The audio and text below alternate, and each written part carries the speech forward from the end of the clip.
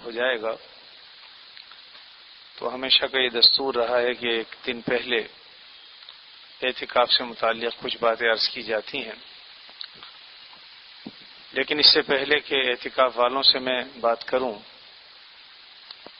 اب جب بیٹھ گیا ہوں تو جو حضرات معمول کا درس سنتے ہیں ان کے لیے ایک آیت کا درس میں عرض کر دیتا ہوں۔ 22ویں پارے میں ان اللہ وملائکتہ یصلون علی النبی یا ایھا الذین آمنوا صلوا علیہ وسلموا تسلیما، یہ ہم نے پڑھی۔ یہ اہم آیت ہے اور اس سلسلے کا بیان ہوا بھی نہیں تھا۔ اس آیت کا مطلب اور مفہوم یہ ہے کہ بے شک اللہ رب العزت اور اس کے فرشتے یصلون علی النبی، نبی کریم صلی اللہ علیہ وسلم پر درود بھیجتے ہیں۔ یا ایھا الذین آمنوا، اے ایمان والو، صلوا علیہ وسلموا تسلیما، تم بھی نبی کریم صلی اللہ علیہ وسلم پر صلاۃ و سلام بھیجا کرو۔ لیکن ایک بات ذہن میں آتی ہے کہ ایک درود ہم پڑھتے ہیں، کیا اللہ تعالیٰ بھی اسی طرح کا درود پڑھتے ہیں؟ کیونکہ ہم تو خود درخواست کرتے ہیں کہ اللہ نبی کریم صلی اللہ علیہ وسلم پر رحمت نازل فرما۔ اللہم صلی علی محمد کا مطلب یہی ہے کہ آپ صلی اللہ علیہ وسلم پر رحمت نازل فرمائیے۔ تو کیا اللہ رب العزت بھی یہی کہتے ہیں؟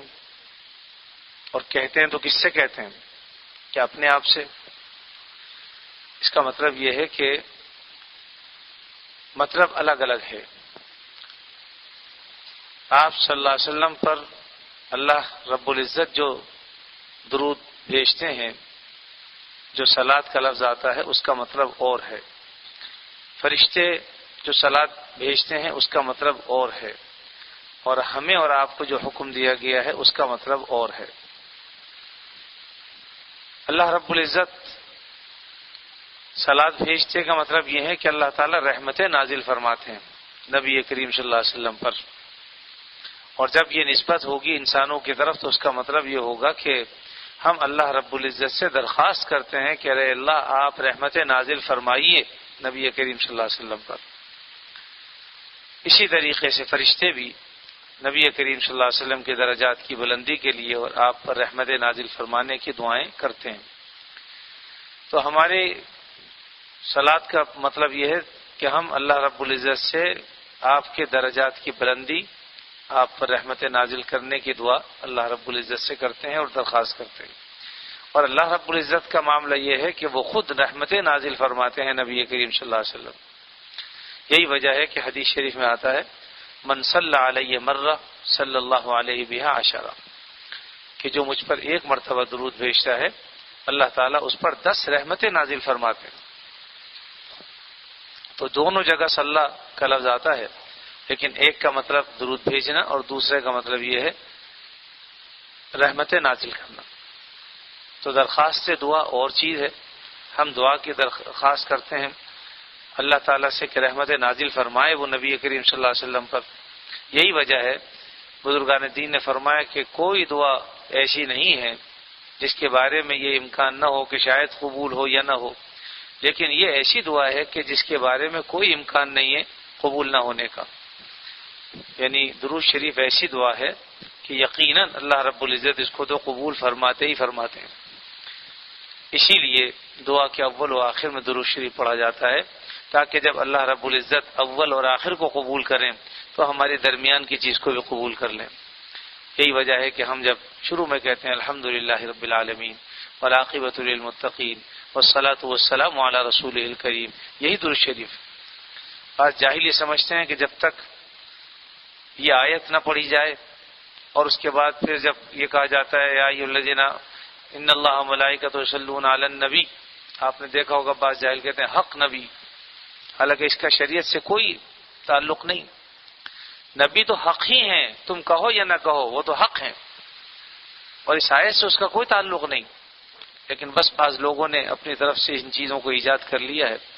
تو بات یہ ہے کہ اس آیت سے ہمیں یہ پتہ چلتا ہے کہ اللہ رب العزت انبیاء علیہ فرشتے اللہ پر نبی کریم صلی اللہ علیہ وسلم پر رحمتیں، یعنی کوئی تو رحمت نازل کرتا ہے یعنی خود اللہ رب العزت، اور کوئی دعا کرتا ہے تو اے لوگوں تم بھی کیا کرو، یا ایھا الذین آمنوا، اے ایمان والو، صلوا علیہ وسلموا تسلیما، صلاۃ و سلام یعنی ایسے صیغوں کے ساتھ نبی کریم صلی اللہ علیہ وسلم پر درود و سلام بھیجو جس میں صلاۃ کا لفظ بھی آئے، سلام کا لفظ بھی آئے، جیسے صلی اللہ علیہ وسلم، یہ سب سے مختصر درود شریف ہے، لیکن ایسا درود شریف ہے جس میں صلاۃ بھی ہے، سلام بھی ہے۔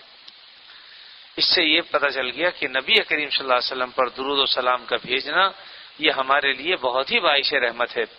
بعض روایات میں آتا ہے کہ جو شخص درود شریف پڑھنے کا وتیرہ بنا لے، طریقہ بنا لے، صبح و شام پڑھتا رہے، اس کا کوئی کام رک نہیں سکتا، اللہ رب العزت اس کے سارے کام اپنے فضل سے ادا فرما دیں گے۔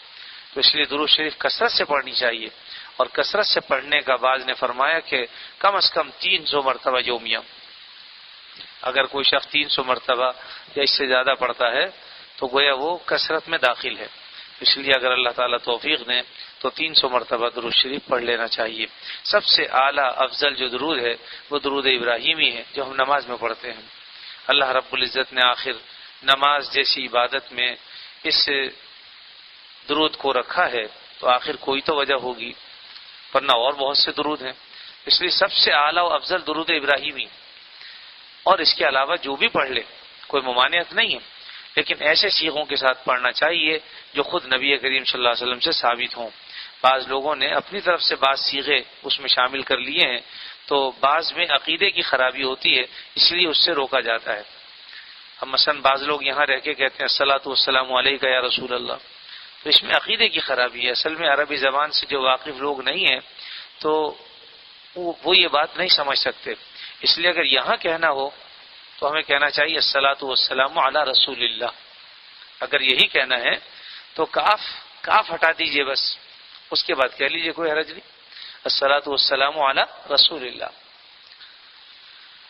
جب اللہ تعالیٰ توفیق دیں نبی کریم صلی اللہ علیہ وسلم کی خدمت میں حاضری کی اور روضہ اقدس کے سامنے پہنچیں، اس وقت یہ بھی کہہ لیجئے الصلاۃ والسلام علیک یا رسول اللہ، الصلاۃ والسلام علیک یا حبیب اللہ، الصلاۃ والسلام علیک یا خیر خلق اللہ، جتنی مرضی مرتبہ کاف لگائیے، کوئی منع نہیں کرتا۔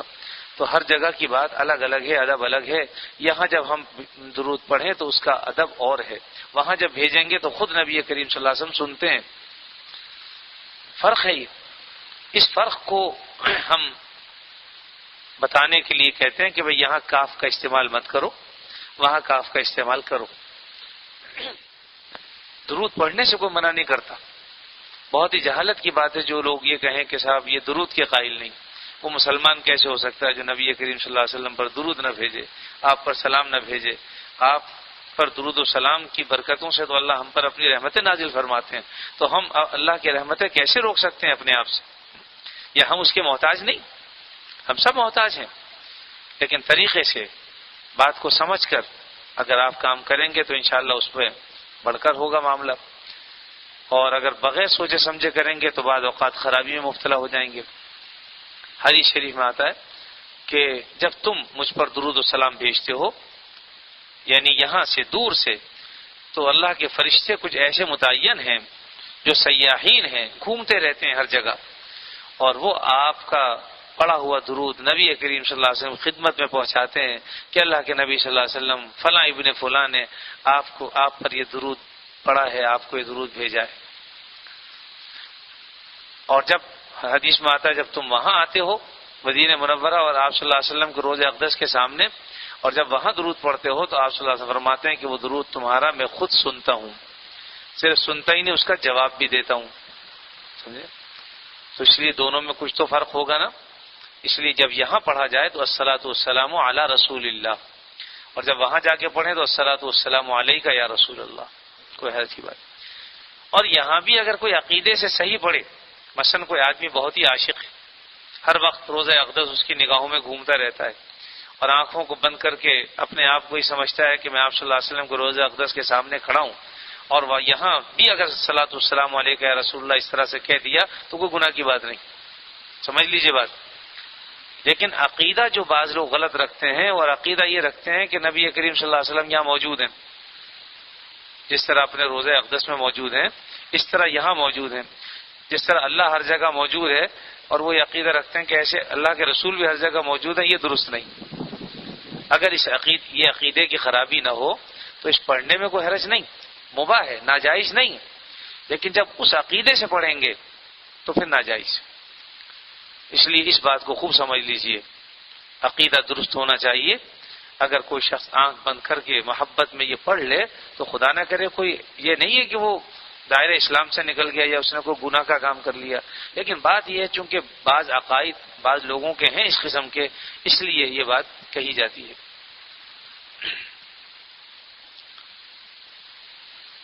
دوسری بات یہ ہے کہ درود و سلام کا پڑھنا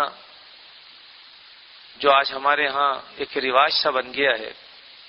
آپ خود سوچئے کیا نبی کریم صلی اللہ علیہ وسلم نے، صحابہ کرام نے اس طرح سے درود و سلام پڑھا جس طرح ہم آج پڑھتے ہیں مسجدوں میں کھڑے ہو کر؟ اگر کوئی یہ بات ثابت کر دے کہ آپ نے اسی طرح سے پڑھا تو ہم بھی تیار ہیں ایسے کام کرنے کے لیے، ہم کیوں پیچھے رہیں؟ اب آپ دیکھیے کہ آپ صلی اللہ علیہ وسلم سے صحابہ کرام نے کیا مطلب سمجھا اس کا. چنانچہ صحابہ نے آپ صلی اللہ علیہ وسلم پوچھا کہ اللہ کے نبی صلی اللہ علیہ وسلم ہمیں سلام کا مطلب تو پتہ ہے، آپ جو فرماتے ہیں کہ سلام پڑھیں تو السلام علیکم ایھا النبی ورحمۃ اللہ وبرکاتہ، یہ تحیات میں ہے، ہمیں پتہ ہے، لیکن ہم صلوات کا مطلب نہیں سمجھتے، یہ کیا کریں؟ تو آپ نے اللہم صلی علی محمد وعلی آل محمد کما صلیت علی ابراہیم وعلی آل ابراہیم انک حمید مجید، اور اسی طریقے سے اللہم بارک علی محمد وعلی آل محمد کما بارکت علی ابراہیم وعلی آل ابراہیم انک حمید مجید، یہ سکھلائی اور بتایا کہ تم اس طرح درود پڑھو. پھر دیکھیے نماز میں بھی تو ہم قیام کرتے ہیں نا. اللہ تعالیٰ کو اگر یہی طریقہ پسند ہوتا کہ کھڑے ہو کے پڑھنا ہو تو نماز میں کھڑے ہو کے پڑھتے ہم، لیکن ہمیں حکم کیا دیا؟ ادب سے بیٹھ جاؤ اور بیٹھ کے پڑھو. اس سے پتہ چلا کہ تقاضۂ ادب یہ ہے کہ آپ صلی اللہ علیہ وسلم کا نام ادب اور محبت، عظمت، احترام کے ساتھ بیٹھ کر لے، کیونکہ نماز اہم ترین عبادت ہے. اور اہم ترین عبادت میں جو صلاۃ و صلاۃ کا حکم دیا تو مقام کون سا رکھا؟ تشہد کے بعد بیٹھ کر. میں یہ نہیں کہتا کہ کھڑے ہو کے پڑھنا ناجائز، میں افضل بات بتا رہا ہوں کہ بہتر کیا ہے. ناجائز کھڑے ہو کے بھی نہیں ہے، آدمی چلتے پھرتے بھی پڑھنا چاہے تو کوئی حرج نہیں ہے. اگر بستر پر لیٹا ہوا ہے درود شریف پڑھ رہا تو بھی کوئی حرج کی بات نہیں ہے. پڑھنا سب جائز، آپ کھڑے ہو کے بھی پڑھ سکتے ہیں، لیٹ کر بھی پڑھ سکتے ہیں، بیٹھ کر بھی پڑھ سکتے ہیں. لیکن بات یہ ہے کہ اللہ رب العزت نے کون سے مقام پر اور کس جگہ چاہا کہ آپ پر درود بھیجا جائے. نماز میں جو مقام بیٹھ کر ہے اس مقام پر. اس سے پتہ چلا کہ آپ صلی اللہ علیہ وسلم کا نام نامی اسم گرامی محبت کے ساتھ، عظمت کے ساتھ، ادب کے ساتھ، احترام کے ساتھ لینا چاہیے.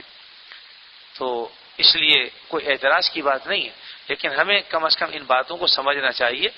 بعض لوگ یہ سمجھتے ہیں کہ جب ہم نے یہ آیت پڑھ لی تو اب ہم پر جو ہے وہ درود و سلام پڑھنا واجب ہو گیا. ایسا نہیں ہے، یہ تو ایک حکم بتایا ہے قرآن نے. جس طرح قرآن مجید میں جگہ جگہ آتا ہے اقیم الصلاۃ وآتوا الزکاۃ، کیا ہم اقیم الصلاۃ وآتوا الزکاۃ جیسے ہی پڑھتے ہیں کہ نماز کے لیے نیت باندھ لیتے ہیں؟ اور کیا آتوا الزکاۃ کہیں تو جیب میں ہاتھ ڈال کے پیسے نکال کے بانٹنا شروع کر دیتے ہیں کہ زکوٰۃ لو بھائی واجب ہو گئی؟ حالانکہ زکوٰۃ بھی واجب بلکہ فرض جن کے اوپر ہے، اور نماز بھی فرض ہے کہ نہیں.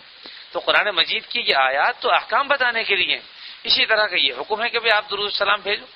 ہمارے یہاں ہوتا یہ ہے کہ بعض نے عقیدہ ایسا بنا رکھا ہے لوگوں کا کہ یہ آیت پڑھی جاتی ہے، اس کے بعد پھر درود شریف اونچی آواز سے پڑھتے ہیں، چاہے کوئی نماز پڑھنے والا پڑھ رہا ہو، اس کی نماز میں خلل آ رہا ہو، اس کا کوئی خیال نہیں کرتا. اس لیے ان تمام چیزوں کا خیال رکھنا چاہیے. ہمیں خدا نہ کرے کسی سے کوئی پرخاش نہیں ہے، آپس کی محبتیں بہت بڑی چیز ہیں، لیکن دین کو صحیح طور پر سمجھو. کوئی منع نہیں کرتا درود السلام پڑھنے سے، اس کو جو منع کرے وہ مسلمان ہی نہیں ہو سکتا. اس لیے اس بات کو خوب سمجھ لینا چاہیے.